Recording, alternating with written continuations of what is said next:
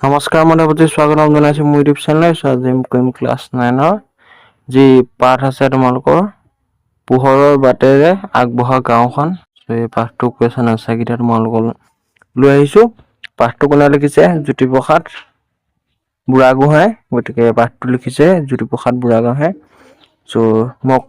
Q&A video তোমালোকে question কৰা Q&A video মই বনাইছিলো যদি তোমালোকে চাব বিচাৰা নিজৰ কমেন্টৰ আনসাৰ মই এই ভিডিও ডেসক্ৰিপচনত মই লিংকটো দি দিম সো তোমালোকে ভিডিওটো চাবাগে প্ৰশ্নাৱলী কোৱেশ্যন আনসাৰ দেবলি এইটো মোৰ চেনেলৰ নাম ভাব বিষয়ক এক নম্বৰ দিছে সমূহকৈ উত্তৰ লিখা সমূহকৈ উত্তৰ আমাক লিখিবলৈ কৈছে ক কি দিছে যে ক দিছে যে ৰাজপুত বীৰ মহাৰাণা প্ৰতাপৰ জন্ম ক'ত হৈছিল এই কোৱেশ্যন সুধিছে এইটো কোৱেশ্যন সুধিছে সো আমি কি কৰিম প্ৰথমতে আনসাৰ কৰিম যে আনসাৰ ৰাজপুত বীৰ মহাৰাণা প্ৰতাপৰ জন্ম ৰাজস্থানৰ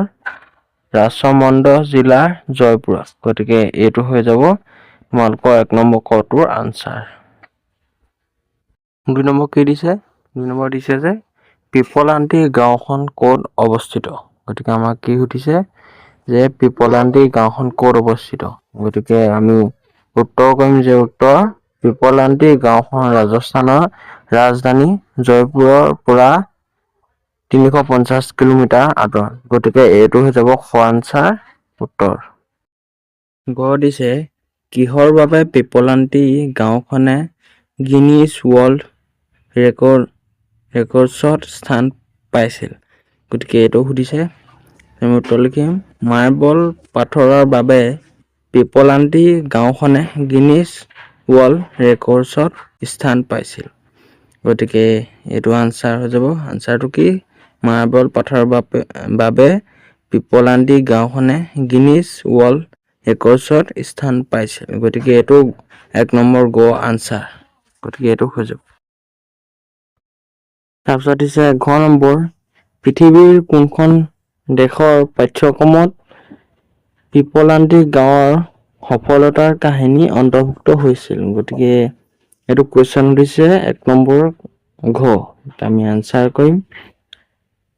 ডেনমাৰ্কৰ প্ৰাথমিক শিক্ষাৰ পাঠ্যক্ৰমত পিপলান্তি গাঁৱৰ সফলতাৰ কাহিনী অন্তৰ্ভুক্ত হৈছে গতিকে এইটো হৈ যাব ঘ আনসাৰ গতিকে এইটো তোমালোকে ভালদৰে লিখি লবা তো তোমালোকে ভাবিছা চাগে মই এনেকৈ কেলে পঢ়িছো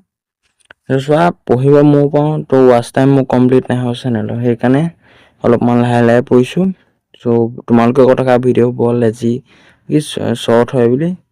গতিকে সেইকাৰণে এনেকৈ পঢ়িছো তাৰপিছত দিছে থ্ৰী সিষ্টাৰ নামৰ চিনেমাখন কোনে নিৰ্মাণ কৰিছিল গতিকে আমি আনসাৰ কৰিম যে আনসাৰ বা উত্তৰ থ্ৰী সিষ্টাৰ নামৰ চিনেমাখন আৰ্জেণ্টিনাৰ এটা দলে নিৰ্মাণ কৰিছিল গতিকে এইটো হৈ যাব মোৰ আনসাৰ তাৰপিছত দিছে প্ৰথম কিৰণ কোন আছিল আমি উত্তৰ লিখিম কিৰণ শ্যাম সুন্দৰ পালিৱালৰ কন্যা সন্তান আছিল গতিকে এইটো হৈ যাব আনসাৰ গতিকে তোমালোকে মোৰ পৰা যদি কোৱেশ্যন আনসাৰ কিটা কৈছা কমেন্টত জনাবা আৰু ভুল হলে কমেন্টত জনাবা তাৰপিছত দিছে দ্বিতীয় ৰাখি বন্ধনৰ দিনা পিপলান্তি গাঁৱৰ ছোৱালী আৰু মহিলাসকলে কি কৰে গতিকে এইটো কোৱেশ্যন দিছে তোমালোকে আজি লিখি দিবা যেনেকৈ আমাৰ দৰে যে ভনীয়েকে ককায়েকক যেনেকৈ ৰাখি বন্ধনৰ দিনা ৰাখি পিনে এইটো নহয় ইয়াত কি উত্তৰ লিখিম ৰাখি বন্ধনৰ দিনা পিপলান্তি গাঁৱৰ ছোৱালী আৰু মহিলাসকলে গছত ৰছী বান্ধে আৰু ইয়াৰ দ্বাৰা গছ আৰু মানুহৰ মাজত সম্পৰ্ক আৰু অধিক গভীৰ হৈ পৰে গতিকে এইটো আনসাৰ গতিকে তোমালোকে এইটো ভালদৰে লিখি লবা গতিকে তোমালোকক এটা কথা কৈ দিও যদি মোৰ পৰা যদি কোৱেশ্যনবোৰ যদি তোমালোকে কৰা নাই তেতিয়া কমেন্টত জনাবা আৰু ক'ৰ পৰা চাই আছা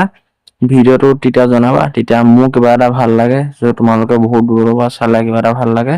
ইমান কষ্ট কৰি ভিডিও বনাও তোমালোকে লাইক এটাও কৰিবা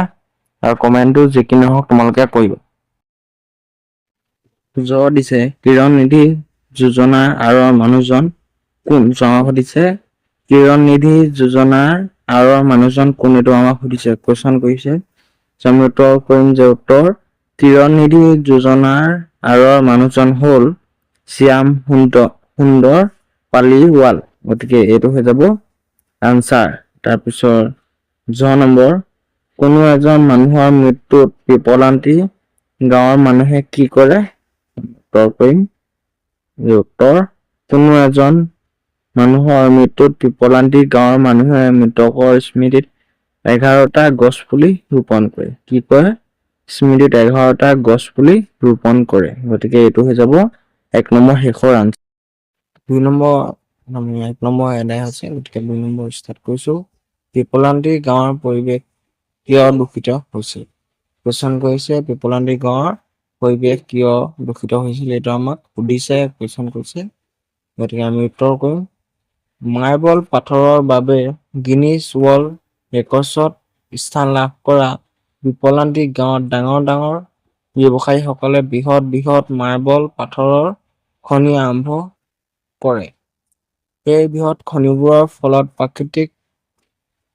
প্ৰকৃতি ধ্বংস হোৱাৰ লগে লগে প্ৰাকৃতিক সম্পদো ব্যৱসায়ী হাতলৈ যায় মাৰ্বল পাথৰৰ আহৰণৰ বাবে খনিবোৰত দিনে নিশাই কাম চলাৰ ফলত পিপলান্তি গাঁৱৰ পৰিৱেশ দূষিত হয় সো এইটো আনসাৰটো মই তোমালোকক শৰ্টকে দি দিছো তোমালোকে কৰিবা গতিকে 1 নম্বৰ শেষ কৰিলো 2 নম্বৰ শেষ কৰিলো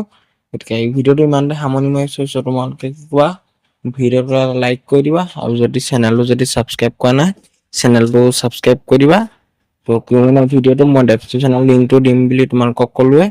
সো কিয়নো ভিডিঅটো চাবা ব্লগ চেনেলৰ লিংকটো দি দিম সকলো ডেসক্ৰিপচনত মই দি দিম সো তোমালোকে ভালদৰে চাবা পোপা চাইছা কমেন্টত জনাবা ভিডিঅটো শেষলৈকে চোৱাৰ কাৰণে ধন্যবাদ গতিকে আজিলৈ ভিডিঅটো ইমানতে সামৰণি মাৰিছো সো ধন্যবাদ